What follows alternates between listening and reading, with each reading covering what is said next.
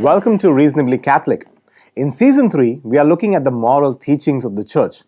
In this week, we will look at what the Church has to say about just war. Moral theologians define war as a contention carried on by force of arms between sovereign states or communities having in this regard the rights of states. St. Augustine provided the basics of what is today's Catholic teaching concerning warfare.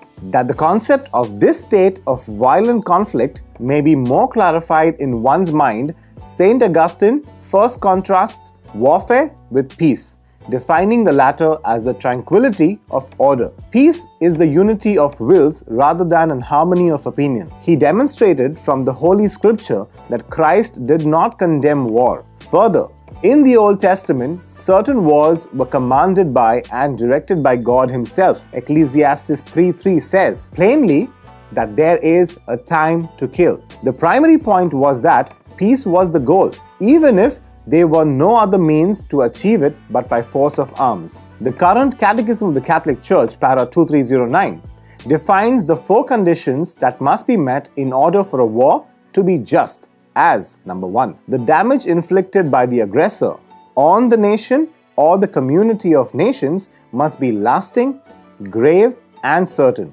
Number 2, all other means of putting an end to it must have been shown to be impractical or ineffective. Number 3, there must be serious prospects of success. And lastly, number 4, the use of arms must not produce evils and disorders graver than the evil to be eliminated. St. Thomas added that it is not lawful for bishops or clerics to fight in a war. They may participate, but in a capacity which is consonant with their orders, such as ministering to the spiritual and medicinal needs of the soldiers. It is not right that the same hands that are consecrated to shed Christ's blood should shed the blood of men. When safeguarding the common welfare, it is lawful to conduct a just war even on Sundays and holy days. Ambushes are allowed since they are not wrong in themselves. The determination of whether a particular conflict meets the 4 conditions for a just war is left to the civil authorities. In the words of the Catechism of the Catholic Church,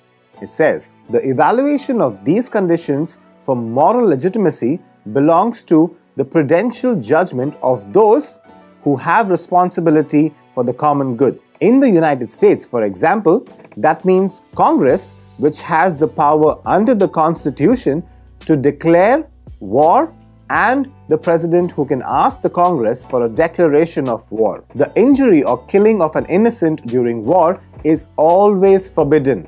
However, if a bullet goes astray or an innocent person is killed by a bomb dropped on a military installation, the Church recognizes that these deaths are not intended. With modern weaponry, however, the calculation changes because governments know that the use of nuclear bombs, for instance, will always kill or injure some who are innocent. Following St. Thomas, further refinements were made of this basic tenet. Despite development, St. Thomas's ideas remain the foundation for the discussion of a just war. This has been evident in the current debate within the Catholic circle over whether or not the United States war in Iraq is just. So, was that reasonable? Let us know in the comment section below this video. And until the next week, bye.